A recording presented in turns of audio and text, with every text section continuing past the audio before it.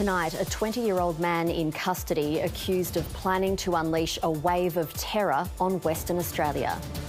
We will allege he was acting alone to prepare for an extremely serious terrorist attack that would create a mass casualty event. The threats are real in our community. We must not let hate and division win. Perth's biggest mosque responds to the alleged plot, condemning all acts of extremism and hatred. Good evening, Charlotte Hamlyn with ABC News.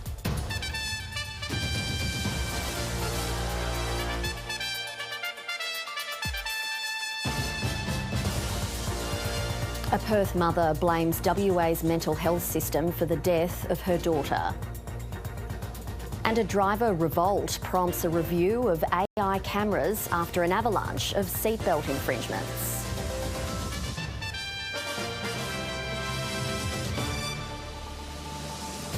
Police have charged a 20-year-old man they allege was planning a mass casualty terror attack targeting public buildings in Western Australia, including Parliament. Police allege Jason Joseph Michaels was motivated by white supremacist ideology and had amassed a collection of firearms and knives. Chief reporter Rhiannon Shine begins our coverage. For the second time this year, police allege the man was planning a mass casualty event. This time, 20-year-old Jason Joseph Michaels charged with planning a terrorist act on a range of public buildings across Perth, including the WA Police Headquarters, WA Parliament House and Muslim faith places of worship. Police allegedly seizing these firearms and a collection of knives from a Bindoon property in WA's Wheat Belt, where police say Mr Michaels was living with his parents. We observed and have now seized firearms, imitation firearms, a ballistic vest, gas masks, lock-picking equipment. They also allegedly found a notebook which underpins the terrorism charge. It's alleged the man had written a manifesto-style document outlining plans for an ideologically motivated attack of violent extremism involving mass casualties. Police started investigating Mr Michaels in January after allegedly finding extremist views in an encrypted online chat group. That indicated there was white supremacy ideology, anti-Muslim ideology, anti-Semitism, and quite frankly, abhorrent conversations about minorities. The Prime Minister describing it as deeply shocking, adding there is no place in our country for any kind of racially or religiously motivated prejudice or hate. Police do not suspect anyone else was involved. Mr Michaels made a brief appearance in the Perth Magistrates Court on Friday and remains in custody. The threats are real in our community. We must not let hate and division win. Just last month, a 31-year-old Perth man was charged with committing a terrorist act after allegedly throwing a homemade bomb into an Invasion Day rally on the 26th of January. Rhiannon Shine, ABC News. With more, ABC reporter Darina Zedviana joins me. Darina, there'll be many in the community who find this deeply disturbing. What's been the reaction so far? Yeah, I think this has come as a shock to everyone and particularly distressing following on from the Invasion Day rally terrorist attack attempt and, of course, the Bondi Beach massacre. The Prime Minister, Anthony Albanese, and the Minister for Home Affairs, Tony Burke, have both urged the public to turn down the temperature. I've spoken to a couple of imams in Perth this evening who've expressed equal shock and alarm. They've also been very grateful to law enforcement authorities for their work and assurance in providing any extra police presence at any Ramadan events if needed. The Ahmadiyya Muslim community was quick to condemn all forms of extremism, violence and hatred. A lot of people are still finding out about, what's happening. So as I mentioned earlier, that it's an extremely concerning situation for us at the mosque because of how busy and how public this mosque is. And Darina, where does the police investigation go from here?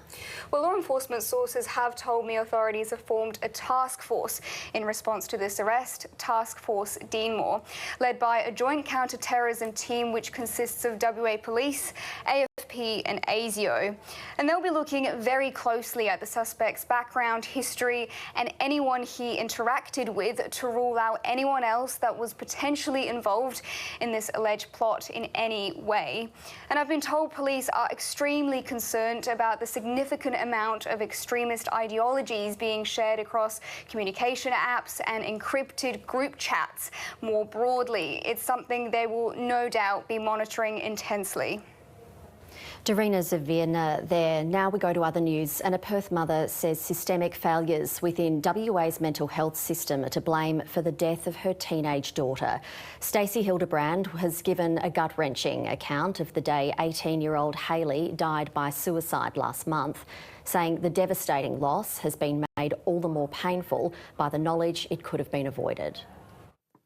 At 18, Hayley Hildebrand had her whole adult life ahead of her, but like so many young Australians, was battling serious mental health issues. Last month, she was released from Fiona Stanley Hospital's mental health ward despite attempting suicide the week before. I was in an appointment and I could see messages coming through from her, and I was unable to read those messages. When I got out of that appointment, I read those messages that said she was going to kill herself. My initial thought was, it's okay, she's in the ward. If she takes an attempt, they're going to save her. The next message I received was, don't worry about things, it's okay. I'm out of the ward, they've let me out, they know I'm going to kill myself. At that point, I called the police. Less than 3 hours after being released, Hayley took her own life. Responding to a question in Parliament, Health Minister Meredith Hammett said the hospital is undertaking a review. I want to start by expressing my sincere condolences to Hayley's mother Stacey and to all of her family at this time. Her response yesterday in Parliament wasn't adequate. A review of WA's mental health system in 2012 recommended no patient be discharged from an emergency department or other facility without an adequate care plan, something Stacey Hildebrand says Hayley wasn't given. The day that she got let out, I never received a phone call from that ward saying, she is taking personal leave. Are you able to keep her safe? The state coroner is investigating the death. Bridget MacArthur, ABC News. If you or someone you know is experiencing distress or depression, you can contact Lifeline on 13 11 14. A Perth teenager has died after he was hit by 2 cars while crossing the road in Warnbro. Police say the 13-year-old was struck on Warnbro Sound Avenue near Holcombe Road just before 8:30 this morning. St John Ambulance attended, but the boy died at the scene. Major Crash is investigating and has appealed for any witnesses to contact Crime Stoppers. WA's Road Safety Commission says it'll be reviewing penalties from AI road safety cameras after an avalanche of complaints about harsh fines over seatbelts worn incorrectly. One woman, who is a disability support worker, says she's about to lose her licence because of her passengers' involuntary infringements. Ellie Fiminari is passionate about her role as a disability support worker. That's all I want to do. I just want to do good in the world. The single mother was left shocked after receiving 4 infringements in the mail relating to seatbelt breaches by a client she was driving. It's sent anxiety through the roof. It's not something that I was ever prepared for. I've driven for over 20 years and to my best knowledge I've never received any loss of demerit points. AI safety cameras were rolled out in WA last year, aiming to reduce the road toll, capturing unlawful mobile phone use and seatbelts worn incorrectly. Since last October, around 36,000 seatbelt infringements have been sent out. Penalties start at $550 and 4 demerit points. For Ellie, her passengers' involuntary movement could mean the loss of her licence. It's beyond nerve-wracking. I'm a full-time single mum and my work means everything to me, and not only to me, but I really enjoy my work. It's my huge passion in my clients depend on me. She's one of hundreds who are planning to challenge the penalties. The Road Safety Commission says a review is underway assessing whether infringements can be transferred from drivers to breaching passengers. The police officers exercise discretions. It's hard for cameras to do that. So we think there's a question that needs to be asked and answered around what's the proportionate, fair, common sense sort of approach we should take to these type of offences. Yeah, we'll take advice in relation to those issues from the Road Safety Commissioner. Like I said, we will continue to do what we can to improve safety. I can understand why people are upset. The Department of Transport has been given additional staff to deal with the volume of inquiries. Mike Cordick, ABC News. Pakistan has carried out airstrikes on Kabul and declared open war with Afghanistan after cross-border tensions escalated. South Asia correspondent Meghna Bali joins us now. Meghna, is this tipping into all-out conflict? Charlotte, this isn't the first time Pakistan and the Taliban have fought, but this moment does feel serious. This is now the second time since the Taliban's takeover that the capital, Kabul, has been hit. Now, at the core of this conflict is Islamabad's claim that the Afghan Taliban provides safe haven and shelter to the Pakistani Taliban, which has taken out attacks and strikes inside Pakistan. Now, analysts say that neither side has a strategic or decisive military advantage. So while Pakistan's rhetoric is tough, calling for an all-out war, this could be perhaps more strategic, perhaps the international community to put pressure on the Taliban to crack down on these militants. And if that doesn't happen, we could see a repeated cycle of strikes, mediation and escalation. Meghna Bali there. There's been no agreement after a third round of nuclear talks between the United States and Iran, with the prospect of US strikes against the regime looming large. The exiled Crown Prince of Iran says military intervention is critical to overturn Iranian authoritarian rule. Across Iran, people have been calling for the return of the country's exiled Crown Prince. Reza Pahlavi was heir to the Pahlavi dynasty before his father was overthrown in the 1979 revolution. He wants to see Iran's regime replaced with a democracy. I've stepped forward to lead the transition movement at the behest and call and support of millions of my fellow compatriots inside Iran and outside the world. Fears of military confrontations between Washington and Tehran have been growing. The latest round of nuclear talks with Iran wrapped up in Geneva without a deal. More will continue next week in Vienna. I can say that we made good progress after several hours of intensive negotiation. But Pahlavi wants the US to take targeted military action. Whether ultimately we will have a strike or not, the Iranian people will continue their fight. But such an intervention will only help us hasten the regime's collapse. There might be military attack. There might be, degrading the capabilities of the Islamic Republic. But I'm not convinced that they want to go all the way to bring about, a regime change. Pahlavi has set up a secure communication channel to help regime insiders defect. Some of them are members of the military or paramilitary forces. Some of them are in the civilian sector, part of the bureaucracy. Reza Pahlavi says that with or without US support, regime change is inevitable. But without international backing and substantial defections, it could take longer than many Iranians are hoping for. Nasim Khadem, ABC News. Hillary Clinton has accused Republicans of trying to distract from President Donald Trump's actions. She submitted to a 6-hour grilling behind closed doors about any ties to the late sex offender Jeffrey Epstein. Hillary Clinton has had enough. Literally over and over again. I don't know how many times I had to say I did not know Jeffrey Epstein. After months trying to resist, the former Secretary of State fronted a committee investigating the US government's handling of the Epstein case. I never went to his island. I never went to his homes. I never went to his offices. The hearing took an unusual turn. I started being asked about UFOs and a series of questions about Pizzagate, one of the most vile, bogus conspiracy theories. While Mrs. Clinton insists she never met Epstein, her husband did. The Epstein files show former President Bill Clinton in a pool with convicted co-conspirator Ghislaine Maxwell and next to a woman whose face is redacted. Appearing in the files doesn't imply wrongdoing, and no Epstein victims have made public accusations against Bill Clinton. The former First Lady was once again under pressure to answer for the actions and the relationships of her husband. Bill Clinton will face his own questions in a lengthy deposition tomorrow that will make him the first former president since 1983 to be questioned by Congress.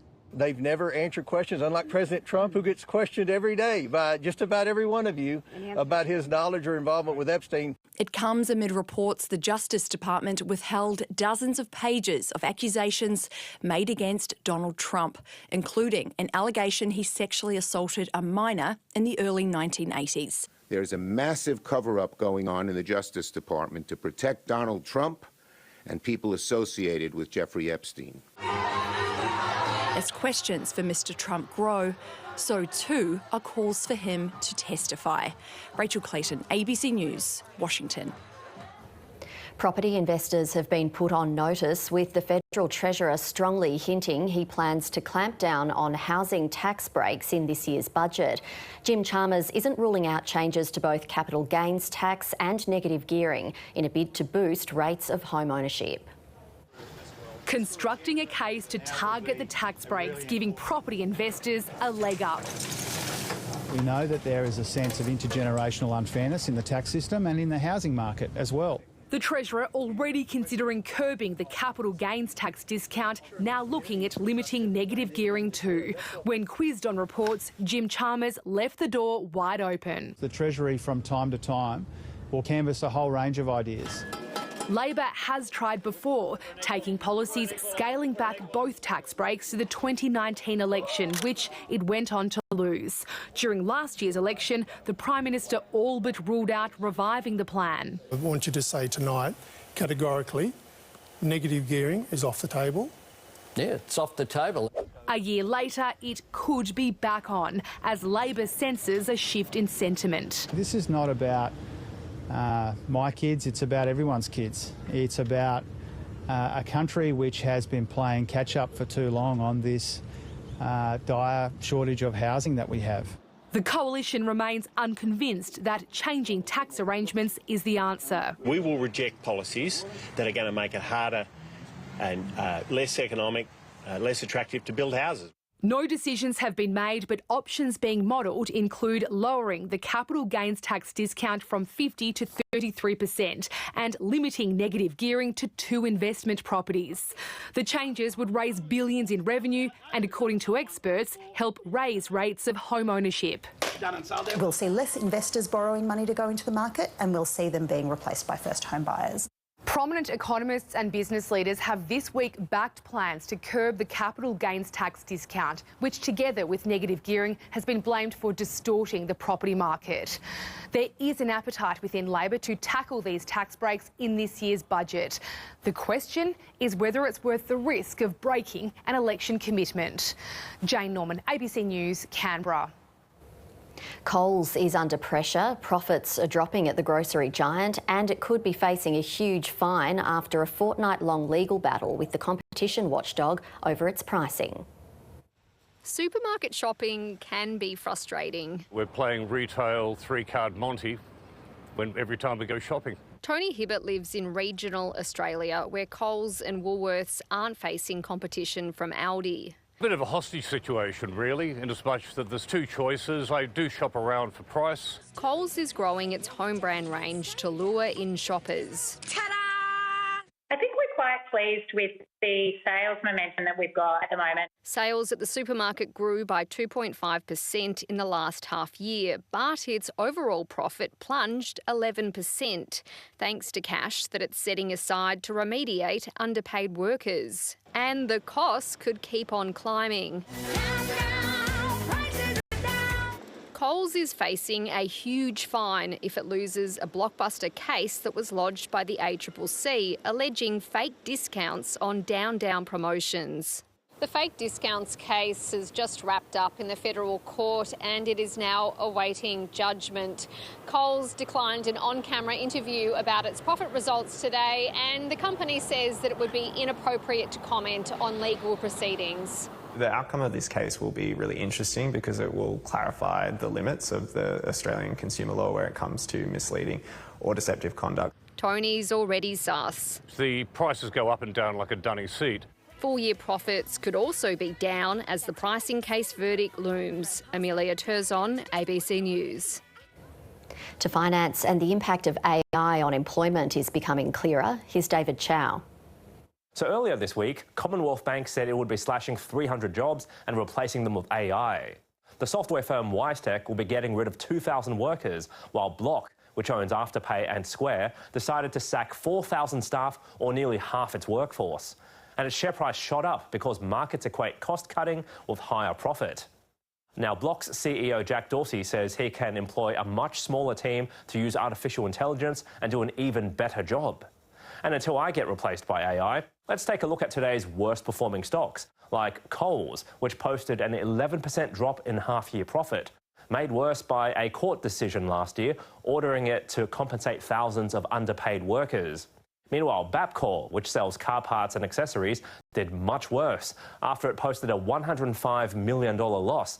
Plus, it had to raise $200 million in an emergency by issuing new shares at a massive discount, which is not a good look. So all up, the ASX went up by just 0.3% today, which is technically its third record high in 3 days. Now, overseas, Wall Street fell as Nvidia wasn't able to fire up the market despite its massive profit, while the price of gold, oil and iron ore didn't move by very much. And the Aussie dollar is still trading above 71 US cents. Now, just finally, Netflix has abandoned its plans to take over Warner Brothers Discovery, a decision which sent its share price soaring as its bidding war with Paramount was getting a bit too pricey. So Paramount has emerged victorious with its $156 billion bid. Either way, it can't be good for consumers as less choice normally means higher prices. And that's finance. The Nguangarup region in the state's south has been experiencing up to a dozen earthquakes a day in what scientists call an earthquake swarm. Why the swarm is happening is mystifying researchers who've bolstered monitoring equipment in the area. Earthquakes have become a daily occurrence in the Nguangarup area for at least a month. Tim House's farm is a hotspot. We've noticed probably 10 to 12 every day, but I think they're recording many more than that we can't feel. There have been more than 70 earthquakes in the region during February alone. The largest was a magnitude of 3.1. Pretty scary. One woke us up the other night and the plates on the sink rattled, and that was a bit more like an earthquake you'd see in a movie. But it's very short and sharp. We refer to these as earthquake swarms, where you get an increase in activity that can persist for days, weeks, months, and even years. There's been no damage reported, but the cause of the quakes is unclear. To get earthquakes in the middle of the Yilgarn Craton, so one of the oldest, strongest geological units here in Australia, an engine block of the continent, that is unusual and it's puzzling. Extra monitoring equipment has been installed to gather more data. When something significant like this happens, we get on the ground and we densify that network, and it's triangulation to find the epicenters and the depths. So the more stations you have in the vicinity, the better you can nail down the actual epicenters and better understand ultimately what's going on. Seismologists say a large earthquake is unlikely, but expect tremors to continue in this region for some time to come. Rosemary Murphy, ABC News, Nguangarup. Amy Sayer has been a Matilda for 8 years, debuting for the national side as a 16-year-old. But bad luck and serious injury have been speed bumps in a career seemingly destined for great heights. Now with the Asian Cup starting in Perth on Sunday, Sayer is ready to deliver on the national stage. Amy Sayer has experienced both the highs and the devastating lows of a professional sporting career.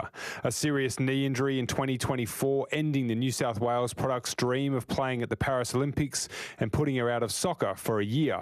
When you think about how short our careers can be, that's a lot of time to be away from the game and away from the field and being able to develop as a player. Since returning to the national side, Sayer has been in fine form. She scored twice against Argentina in June.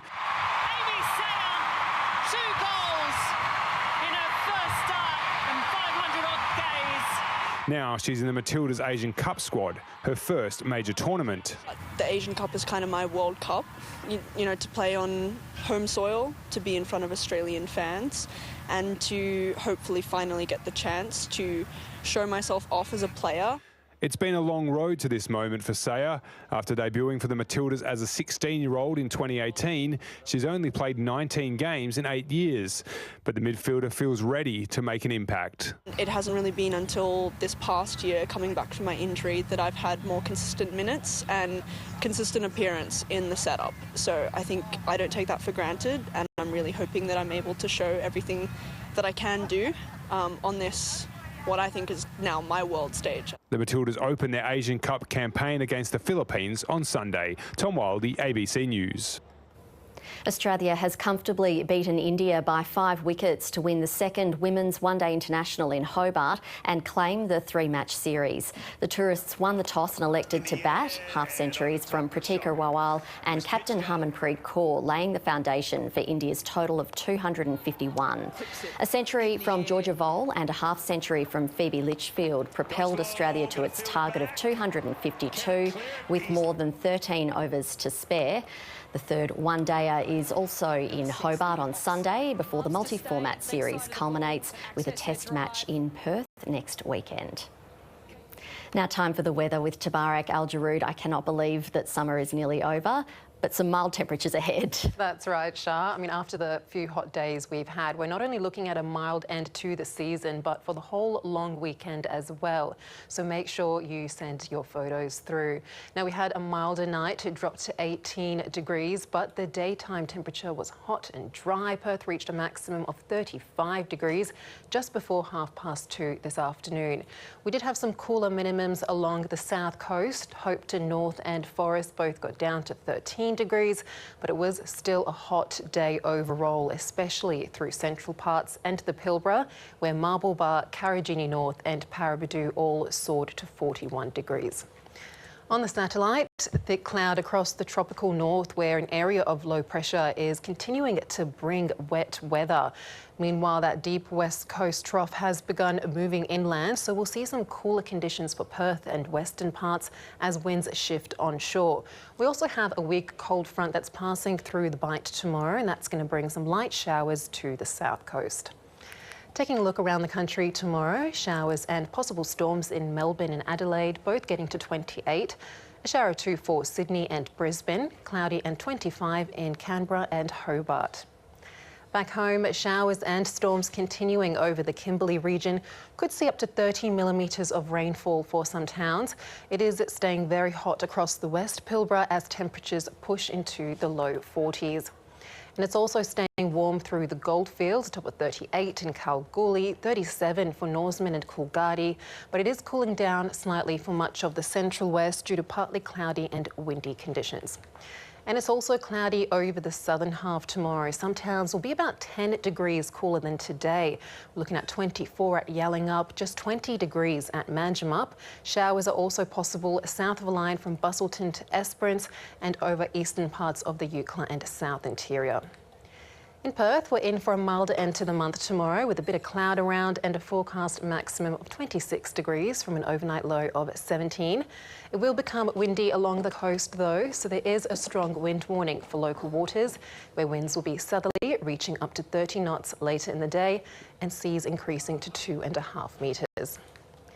The sun will rise at 6:05 and set at 7 minutes to 7. And then looking ahead, we have a mild start to March, sunny and 26 on Sunday, 29 degrees on Monday, and then it's warming back up into the mid-30s. And we're also going to see those warm nights return, but accompanied with warm nights and clear skies, it does make it the perfect conditions for some stargazing. But have you ever looked up to the stars and wondered how you fit into the universe? A new ABC documentary called Finding Stars explores our connection to the night sky and how that relationship is quietly shifting and changing in recent times. The film's creator is ABC's Chris Lewis, who was inspired to make it after losing a dear friend and would find himself looking up at the stars, thinking of him, and began wondering if others did too. Chris spoke to people from all over the world, including here in Perth and Geraldton. You can watch that documentary tonight on ABC News 24 or on iView. I'll definitely be checking it out, Shah. Thank you very much for that. That is ABC News for this Friday. You can catch the news anytime on iView. I'll see you over the weekend. Enjoy the rest of your evening.